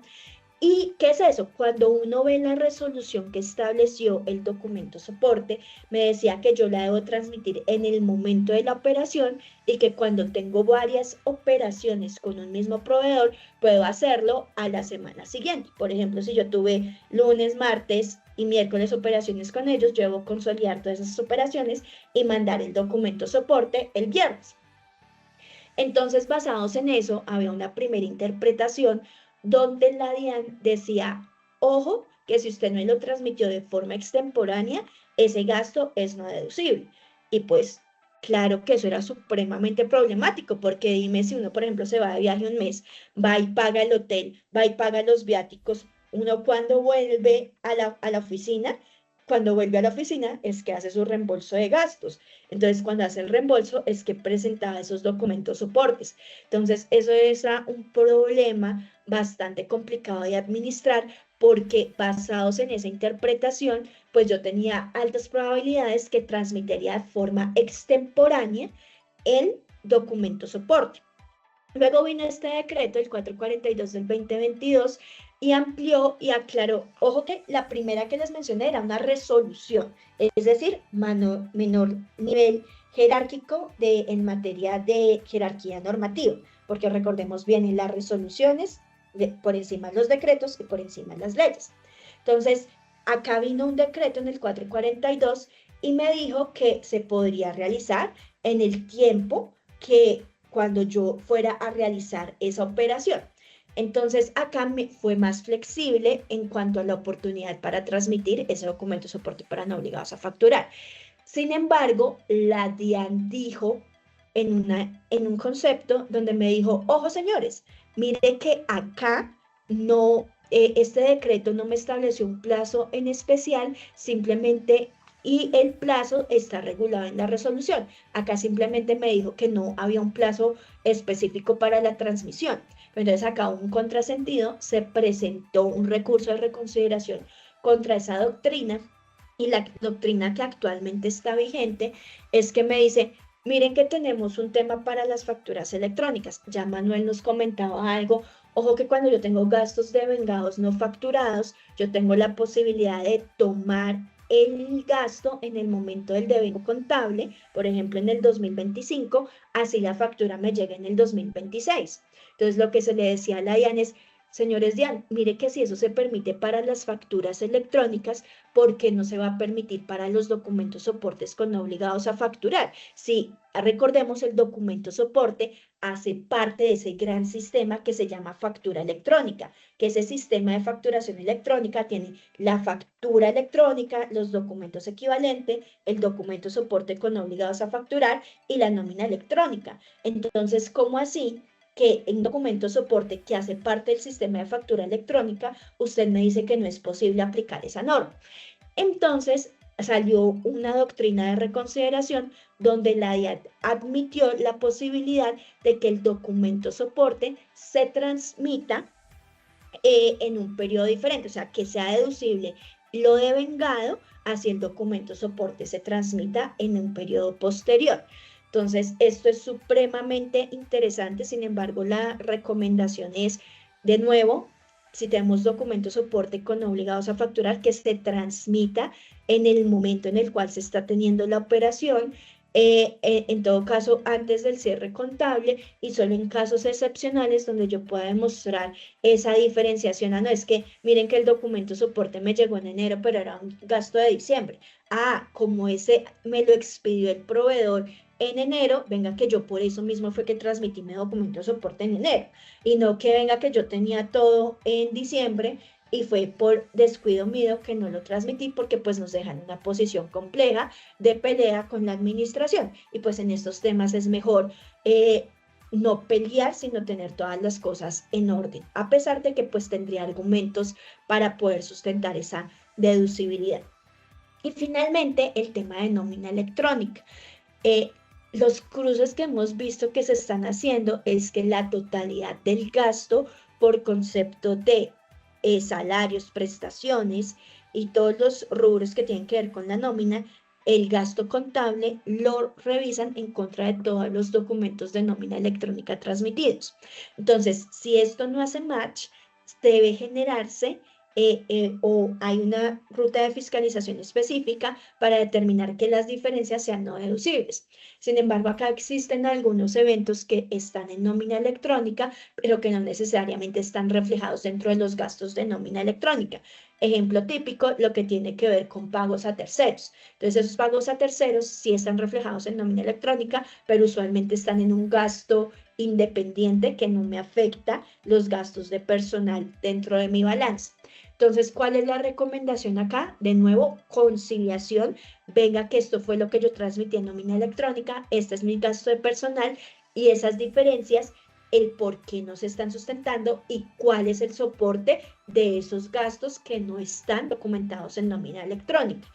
Entonces, en ese caso, pues nosotros en la firma lo que hemos creado es un cuadrito de, venga, totalidad de costos y deducciones, cuánto está soportado con factura electrónica, cuánto está soportado con documentos de soporte, cuánto con nómina electrónica, diferencias. Las diferencias que deben ser usualmente ajustes contables, como son amortizaciones, depreciaciones, que no se soportan en un documento propiamente dicho. Y con esa conciliación, pues ya podemos demostrar que nuestra totalidad de costos y deducciones están soportados adecuadamente. Bueno, para cerrar lo de Olga, algo súper importante, y es que con todo esto que hemos logrado identificar, es que para el cierre del 2025 debemos de hacer conciliación. Debemos conciliar todo, porque al conciliar vamos a disminuir ese riesgo de que la Administración de Impuestos nos haga un requerimiento para luego entonces tengamos toda la información que ellos necesitan, y ya le tenemos un riesgo bastante disminuido a la hora de definir nuestros impuestos. Entonces, ahorita hablemos de los descuentos tributarios. Y con los descuentos tributarios, una de las maneras para planear el impuesto para el cierre de cada año fiscal. Y uno de los descuentos tributarios más importantes que nosotros trabajamos a diario, porque cada día las compañías van modernizando sus activos fijos y sobre todo esos activos que son productivos, y a la hora de cambiar todos esos activos productivos, lo primero que se planea, mira cómo va a ser el aprovechamiento tributario en estos momentos cuando se adquiere. Entonces, de estos descuentos tributarios, lo que podemos mirar es que tenemos la opción de obtener el descuento tributario en el IVA, en la compra o en la construcción, en la formación o en la importación de activos fijos reales productivos. Recordemos que son los activos fijos reales productivos y no los activos que van a ser propios para la venta y la comercialización dentro de la compañía. Entonces, ahí tenemos que hacer esa diferenciación en cuanto al momento de determinar ese descuento tributario. Tenemos también los descuentos pagados en el exterior y los descuentos sobre dividendos, que también son importantes tenerlos y bien soportados. Entonces, en estos descuentos de IVA en la compra de la construcción, tenemos que tener algo súper importante. ¿Y qué es la importancia que debemos de tener? ¿Cuál es el momento en que vamos a recibir este beneficio en el descuento tributario? Esto nos ha pasado en revisiones que hemos hecho de declaraciones de renta cuando llegan clientes donde nosotros, y es que cuando se adquiere este descuento tributario no se tiene en cuenta que en el momento de la adquisición de ese activo fijo, este debe estar debidamente pagado la adquisición del activo. ¿Qué pasa? Que a veces adquirimos el activo en el mismo periodo gravable, no se hace el pago, sino en periodo subsiguiente. Entonces, realmente, ¿cuándo es que vamos a obtener el beneficio del descuento tributario? Cuando efectivamente se haya pagado la adquisición del bien. Entonces, esto es en el caso que adquirimos o importamos el bien. Y si en el momento, en el año o periodo gravable, cuando efectivamente realizamos el pago, debemos determinar si en ese periodo gravable es beneficioso utilizar el descuento tributario, porque a veces no es el periodo gravable el que necesitamos recibir ese descuento tributario, porque recordemos algo muy importante, que cuando determinamos los descuentos tributarios también tenemos que determinar el impuesto mínimo, y a veces cuando incrementamos demasiado los descuentos tributarios nos genera un impuesto mínimo. Entonces ahí tenemos que hacer una efectiva planeación para evitar llegar a tener un exceso de descuentos tributarios que después no vaya a generar un impuesto mínimo. También en estos descuentos tributarios debemos de tener en cuenta cuando tenemos activos formados o construidos, que en el momento en que ya este activo esté en uso y comience ya su operación, empieza a depreciarse y amortizarse, también empezamos a utilizar este descuento tributario o en cualquiera de los periodos subsiguientes.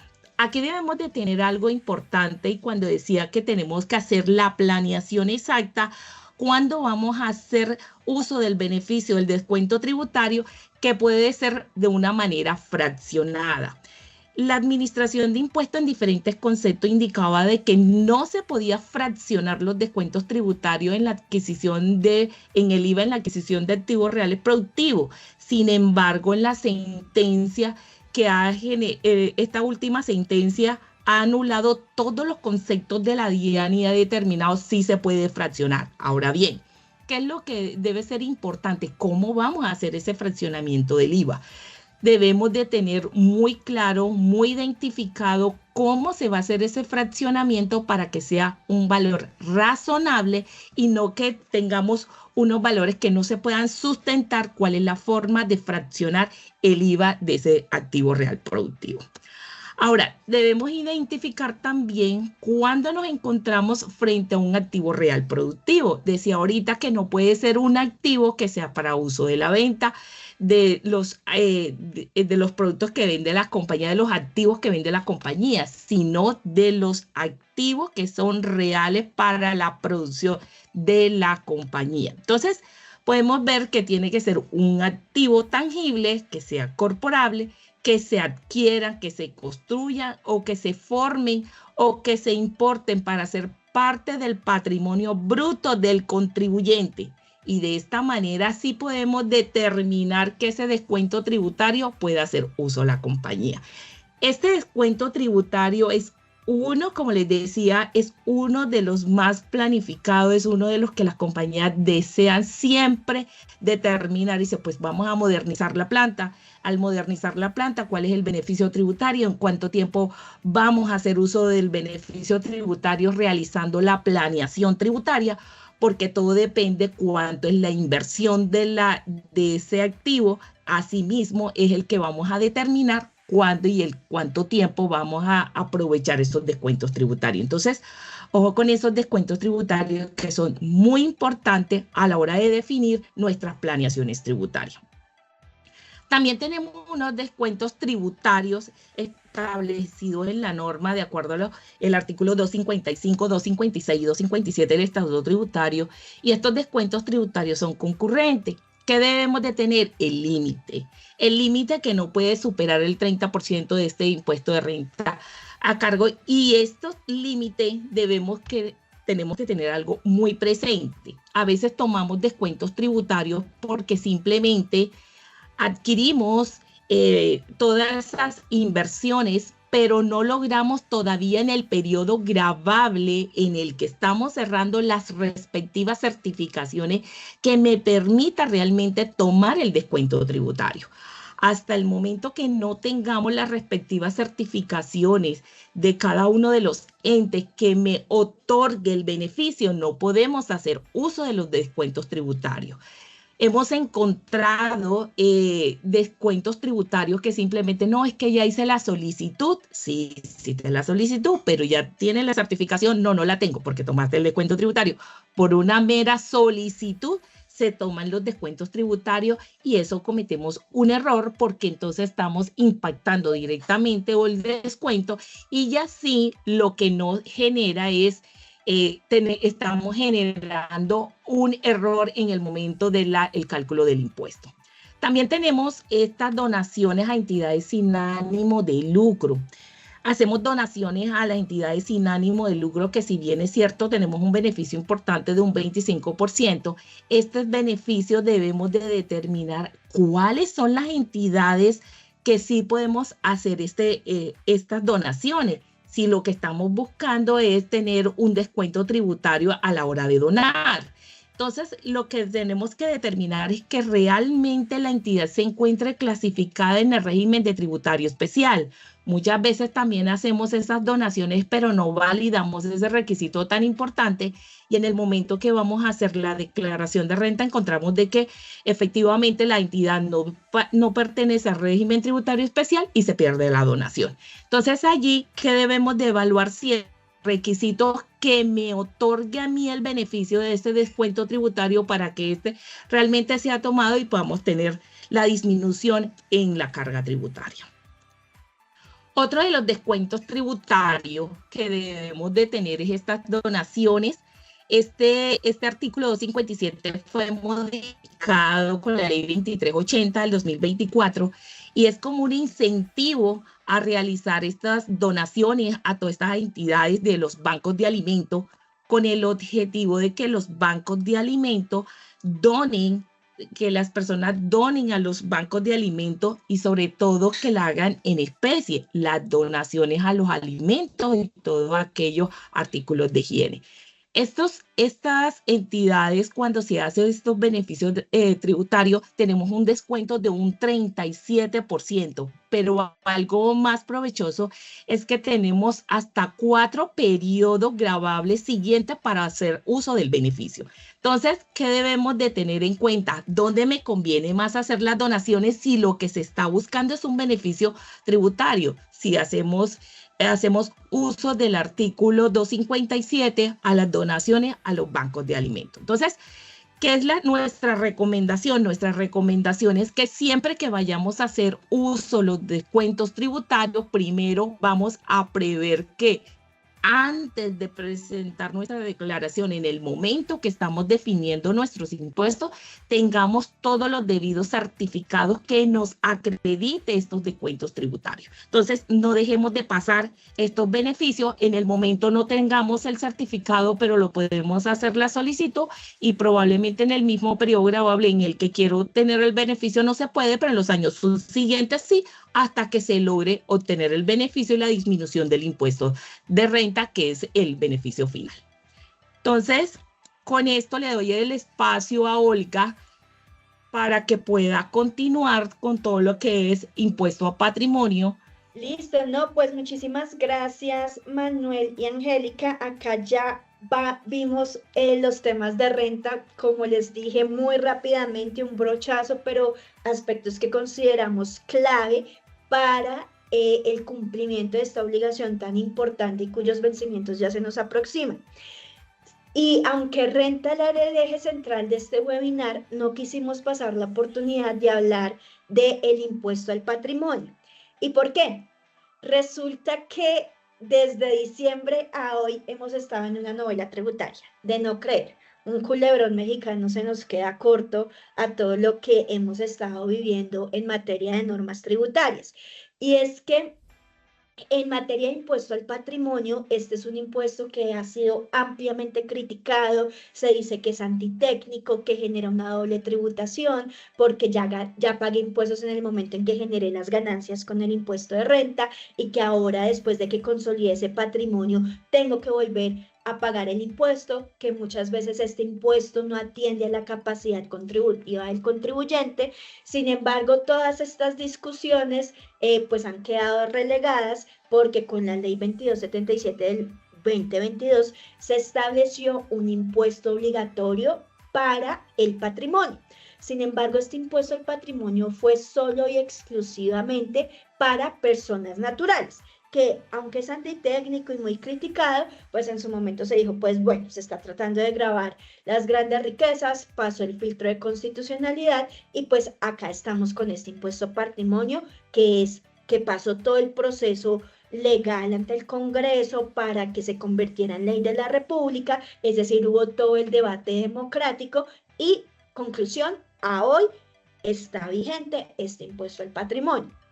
Sin embargo, la novela arrancó el año pasado, más o menos por estas fechas, con un decreto de emergencia económica por el tema del Catatumbo, donde se crearon una serie de impuestos y esa fue como la primera emergencia económica del gobierno Petro.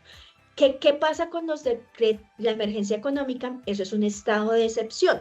El estado de excepción es que le dan unas facultades extraordinarias al presidente de la República para que en conjunto con todos sus ministros, cuando exista un hecho inminente que puede poner una grave afectación al Estado Social de Derecho, de forma excepcional establezca, pueda emitir decretos con fuerza de ley, entre ellos decretos tributarios.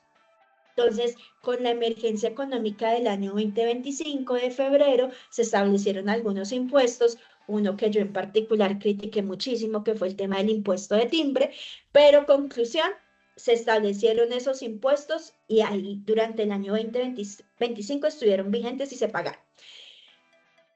Pero los estados de excepción tienen una cosa y es que primero, tienen una vigencia limitada, que son de 30 días, máximos prorrogables por otros 90 días, y las normas que se expidan en virtud de ese estado de excepción solo pueden estar vigentes por ese periodo. Entonces, conclusión, lo que pasó en 2025 inició más o menos en febrero, se terminó el 31 de diciembre y ahí quedó, murió porque era algo excepcional con una vigencia en el tiempo limitada por creación legal.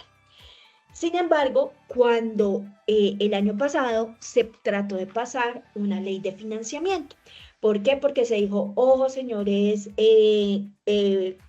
señores Congreso de la República, nosotros vamos a presentar un proyecto de ley de presupuesto nacional, pero ese presupuesto está desfinanciado, entonces yo les propongo estas medidas tributarias para que se pueda aumentar el recaudo y lograr financiar ese presupuesto nacional. De forma muy rara, porque solo ha pasado 2 veces en la historia constitucional reciente, desde el 91, que fue en el 2024, no se aprobó el presupuesto y tuvo que haber pasado por decreto. En el 2025, es decir, el presupuesto para el 2026, lo que pasó fue que se aprobó el presupuesto, pero no la ley de financiamiento. Conclusión, actualmente tenemos un presupuesto desfinanciado, que la misma ley del presupuesto trae un mecanismo para lograr solucionar esa situación, y es que, pues, por decreto se tiene que modificar ese presupuesto para ajustarse a los recursos que se deban tener. Sin embargo, cuando el gobierno vio esta situación y dijo, venga que tengo desfinanciado mi presupuesto, ¿qué voy a hacer? Ahí salió un decreto de emergencia económica y dijo, venga que yo tengo una situación que puede comprometer el funcionamiento del Estado, entonces voy a buscar medidas extraordinarias, lograr solucionar eso. Y ahí salió, y acá me copié de una denominación que me gustó mucho de un colega, el doctor Eric Thompson y la doctora Carolina Cañón, que ellos dijeron y adoptaron este decreto y le dijeron decreto navideño. ¿Por qué? Porque salió en diciembre del año pasado.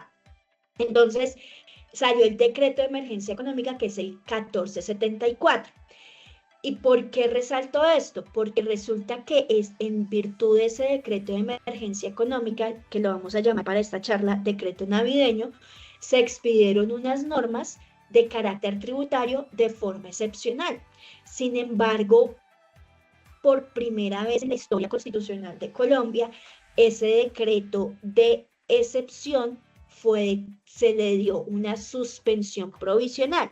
¿Qué significa eso? Que la Corte Constitucional le dijo, uy, señores, venga que los estados de excepción no son para eso, esos son para situaciones excepcionales que necesitan un marco de acción específico para poderla superar. Entonces, ustedes me están diciendo que el motivo principal por el cual se emitió este decreto es una situación de que el presupuesto está desfinanciado, pero esa situación usted mismo la creó, entonces no es algo esporádico que se va a solucionar.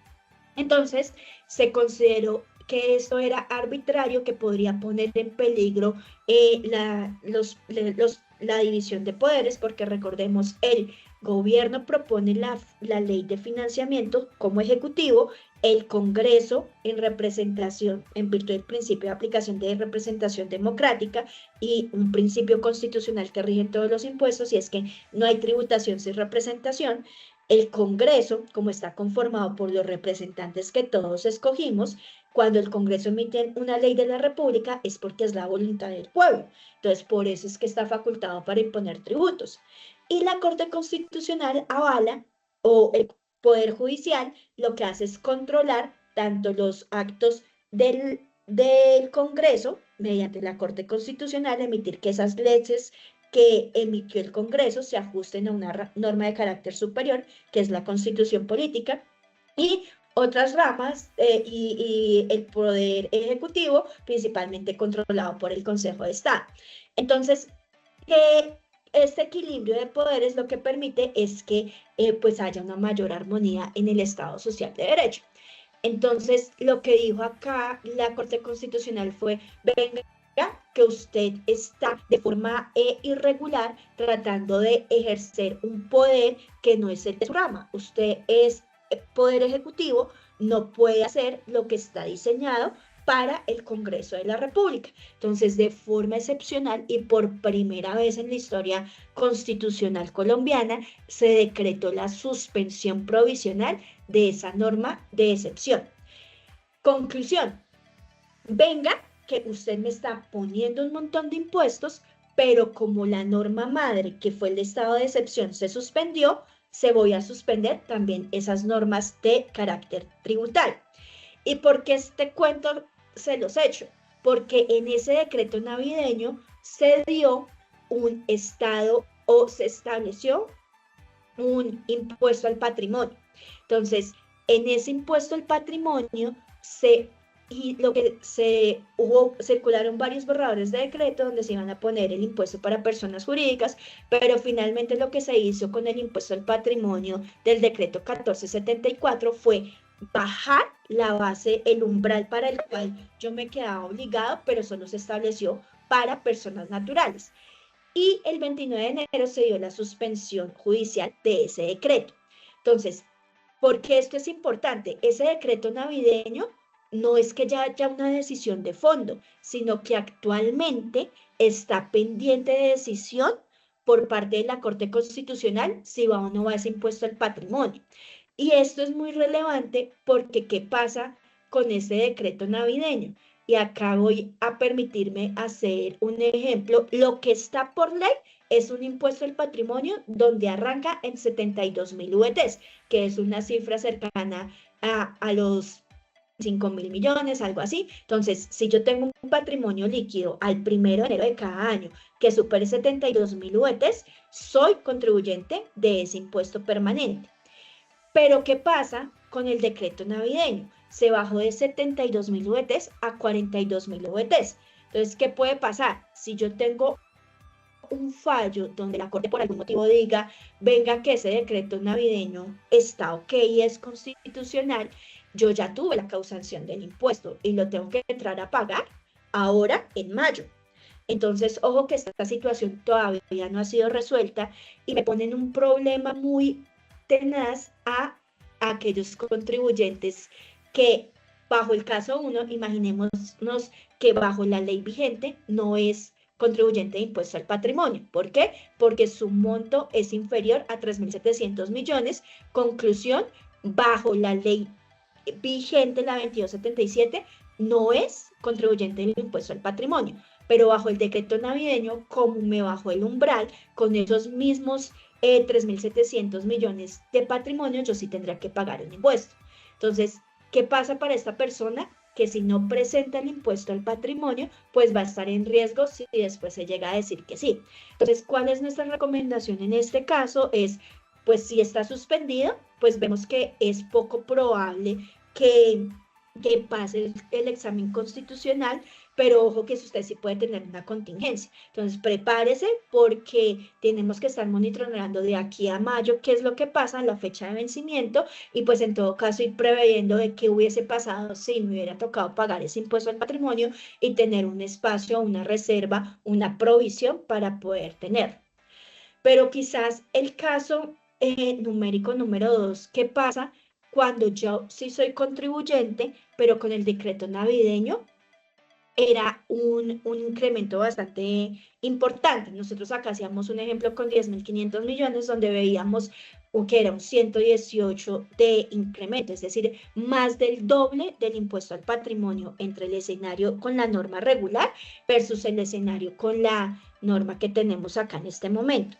Entonces, acá tenemos un riesgo para estas personas naturales de que se puede llegar a exigir un mayor impuesto al patrimonio. De nuevo, recomendación, valoremos cuál es ese riesgo, de identificar cuál es ese mayor impuesto que tendría a cargo y en caso de que lo tenga que pagar, pues tener esa plata guardada para en caso de que entre a tener que pagarlo, que consideramos es poco probable, pero sí sería muy gravoso en caso de que se decrete constitucional y pues yo no esté preparado para cubrir o asumir la carga de ese impuesto. Entonces, eso frente al decreto navideño, porque hemos escuchado como que la gente está muy relajada, no, eso ya no pasó nada, no, esa situación está en discusión. Pero entonces, como si no fuera poco ese problema con que se decretó en esta primera emergencia económica, viene la segunda emergencia económica, que es el decreto de lluvias. ¿Por qué lo llamamos así? Porque se decretó por una emergencia invernal en unos municipios específicos, en el Chocó, en La Guajira, en unos municipios que están siendo altamente afectados por la ola invernal que estamos viviendo. Entonces, se generaron unas emergencias donde realmente estamos viendo que hay una afectación importante para las poblaciones que han sido afectadas por esto. Entonces, en este decreto lo que se hizo fue, primero, nuevamente decretar un estado de excepción y este decreto está actualmente en control automático de constitucionalidad. Pues como les mencionaba, esto es algo súper excepcional y la norma, cuando la Constitución cuando dio estos poderes dijo, cuando se ejerzan, vamos a tener que revisar constitucionalmente si se dio. Actualmente existe una solicitud del Consejo Gremial donde él invitó a la Corte a pronunciarse sobre este decreto. ¿Por qué? Porque si bien es cierto existe la emergencia invernal, no es menos cierto que las disposiciones tributarias que trae este decreto están afectando gravemente a las empresas. ¿Por qué? Este decreto se ampara en el decreto Madre 150, en la cual se declara la emergencia ecológica social por las grandes inundaciones. Y dentro se expedió un decreto tributario, el 173, donde se volvió a crear un impuesto al patrimonio, aunque más que se haya vuelto a crear, lo que se hizo fue incluir un nuevo sujeto pasivo y se corrió la fecha del hecho generador. Entonces, se estableció un nuevo sujeto pasivo y es que me aplican las personas jurídicas como sociedades y las entidades del régimen tributario especial. Y acá hay un debate bien interesante porque acá me digo las personas contribuyentes del impuesto de renta. Entonces surgen dos situaciones. ¿Qué pasa con los contribuyentes del régimen simple? Recordemos que el régimen simple es un régimen sustitutivo del impuesto de renta, no es impuesto de renta. Entonces, en mi opinión, yo si soy contribuyente del simple, pues no estoy como tal metido en la norma del impuesto al patrimonio. Surgió otro tema que fue el tema de las sucursales de sociedades extranjeras y los establecimientos permanentes. Con el decreto inicial, con el 173, parecía que quedaban por fuera de ese hecho, de ese sujeto pasivo. Pero salió un decreto, el decreto legislativo 240, donde amplió el alcance del impuesto del patrimonio y me estableció expresamente que los establecimientos permanentes y las sucursales y entidades del exterior se encuentran sujetos a este impuesto. Y viene un tercer elemento que son los no contribuyentes, por ejemplo, las asociaciones gremiales. Dentro del decreto legislativo 173 se establece una norma especial de base gravable, pero ojo que si yo no soy contribuyente, pues no me aplican las normas de base gravable. Entonces ahí creemos que hubo un error de técnica legislativa porque yo soy una asociación gremial, si yo no soy contribuyente, pues no me puedo convertir en un sujeto pasivo, que son los contribuyentes de impuesto de renta. Sin embargo, creemos que ahí puede llegar a haber una discusión por todo el ánimo recaudatorio que existe al interior de la DIAN con la implementación de estos impuestos.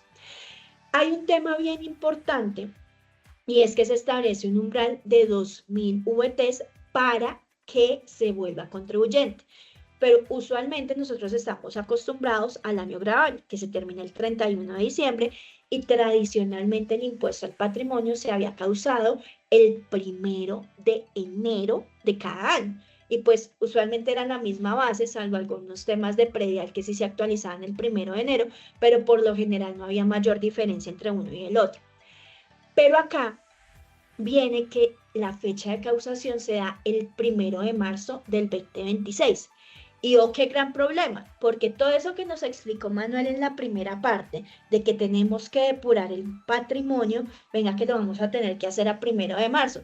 Es decir, doble trabajo, porque voy a tener que hacer toda mi depuración de impuesto del patrimonio voy a tener que hacer toda la depuración del patrimonio bruto y del patrimonio líquido a 31 de diciembre de cara a mi declaración de renta, pero acá lo vamos a tener que hacer al 1 de marzo con todas las diferencias temporales que se dan en materia de las partidas de activos y pasivos al 1 de marzo y con un agravante bien particular. Y es que yo a 31 de diciembre tengo mis estados financieros auditados por revisor fiscal y los tengo que tener firmados. ¿Qué pasará 1 de marzo? ¿Vamos a tener lo mismo? Seguramente no. Y actualmente, o por lo menos yo no he conocido que se haya expedido la resolución por la cual se adopta el formulario. Hasta ayer, cuando no se metía en la página de la DIAN, no estaba habilitado el formulario para presentar esta obligación. Pero pregunta, ¿esta declaración tiene que ir firmada o no tiene que ir firmada por revisor fiscal? Vamos a tener que hacer esa revisión, se van a tener que expedir unos estados financieros intermedios para poder preparar el impuesto al patrimonio. Estamos aún a tiempo porque este impuesto se estableció al 1 de marzo y recordemos que esta norma se expidió el 24 de febrero, es decir, en menos de 8 días se dio todo el tema para la expedición de esto. ¿Será que realmente tenemos la información suficiente para poder hacerlo? Entonces, esto me va a generar unos retos enormes en cuanto a cómo realizar la depuración del impuesto y las bases sobre las cuales lo voy a tener que realizar. Este impuesto al patrimonio trajo una exclusión clave y es para aquellas personas que son empresas del sector salud que están intervenidas, es decir, que el ejecutivo en función de sus actividades de inspección, vigilancia y control hayan hecho intervención en entidades de salud, estas compañías quedan por fuera del impuesto y aquellas compañías de servicios públicos que se encuentran domiciliadas en las zonas en las cuales se tiene la afectación climática. Bien, ya pasemos un poquito a los elementos del impuesto.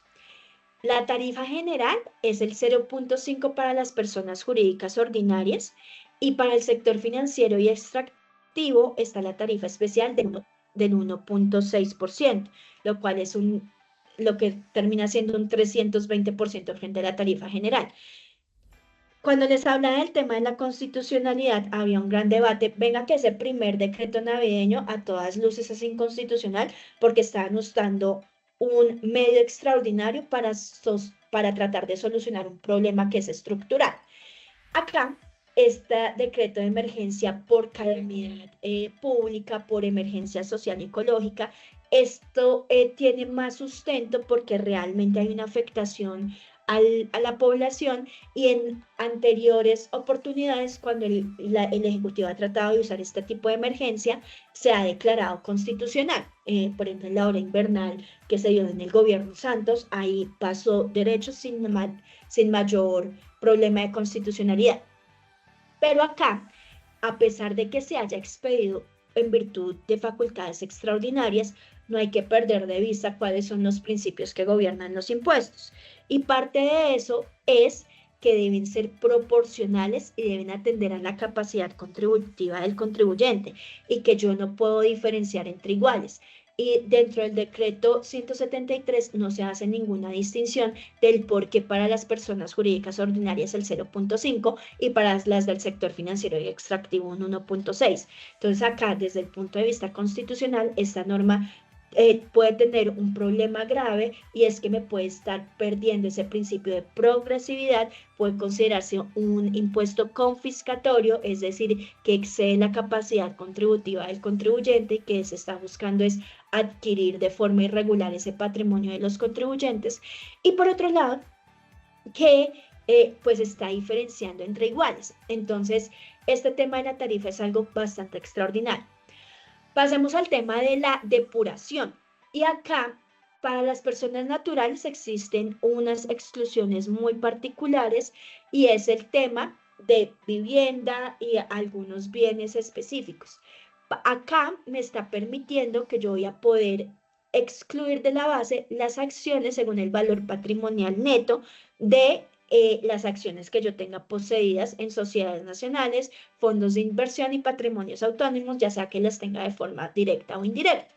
Entonces, acá es importante porque a nivel de la persona jurídica se está permitiendo esa depuración, en el sentido de que yo voy a quitar esas acciones porque se supone que la persona natural ya pagó impuestos sobre esas acciones, pero a nivel de la persona natural no. Entonces acá vamos a tener un problema de doble imposición.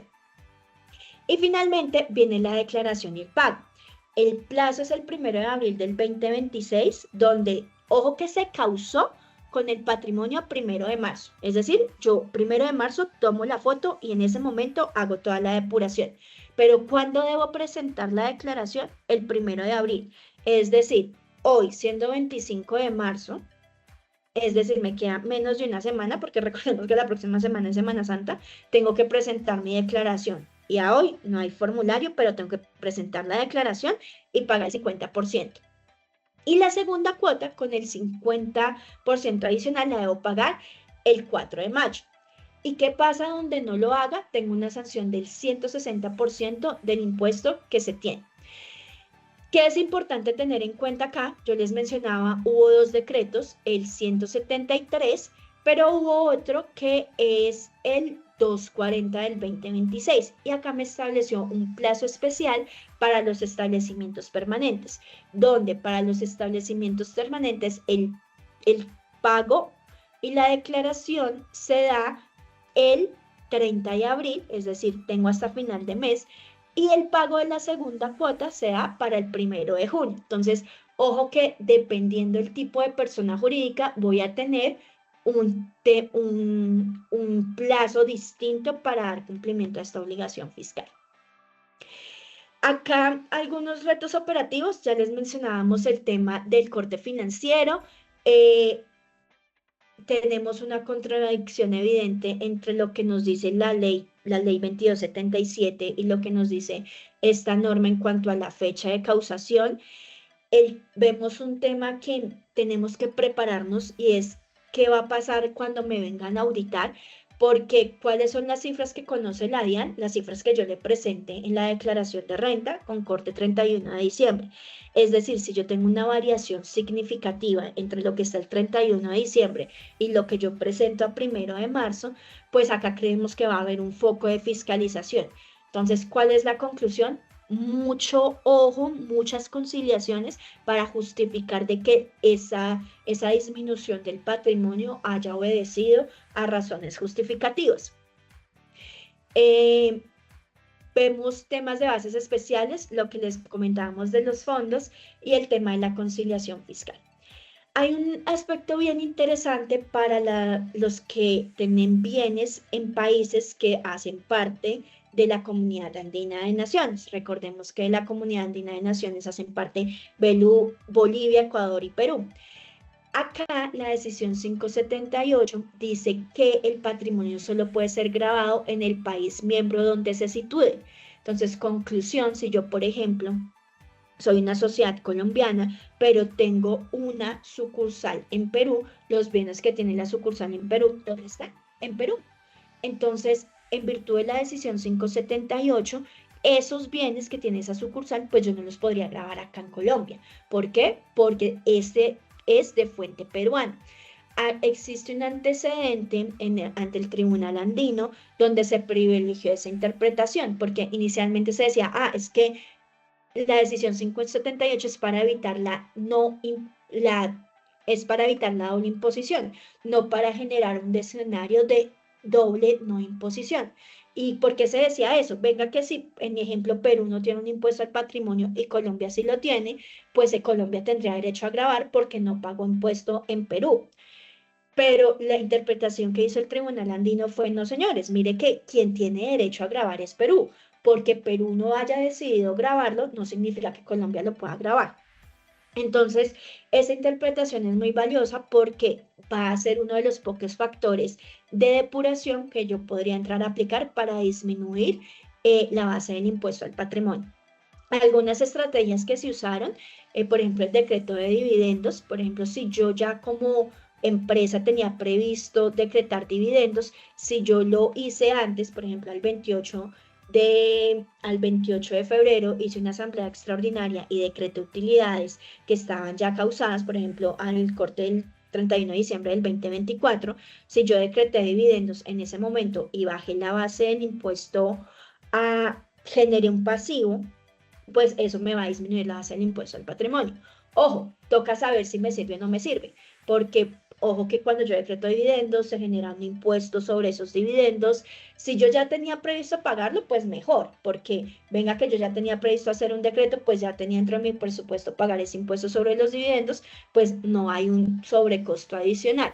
Pero si yo solo lo voy a decretar dividendos producto del impuesto al patrimonio, pues ojo porque puede que el impuesto al dividendo te salga más caro que el impuesto al patrimonio. Otras medidas que se hablaron, venga, porque si yo tengo un excedente de liquidez, podría haber comprado unas acciones en bolsa para tener la inversión, mientras, porque si yo tenía la caja, eso me iba a pagar impuesto al patrimonio, pero si tenía acciones en bolsa, no. Entonces podría ser una operación corta de inversión para poder hacer.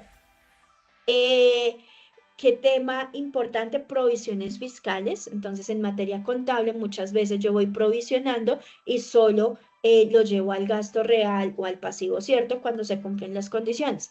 Entonces, acá, como les decíamos, vamos a tener que hacer un cierre anticipado al 1 de marzo y pues todas las provisiones y pasivos que tenía como provisión, vengan, los consolidamos para que sean ciertos y con eso poder presentar un patrimonio depurado a esa fecha de corte. Y en fin, nuestro análisis o nuestra conclusión en este caso es revisemos esas alternativas de optimización que se pueden dar o no, pero que las revisemos con un criterio de costo-eficiencia, que lo que yo esté proponiendo realmente me genere un beneficio para la situación. Entonces, pues eso era finalmente lo que les queríamos presentar.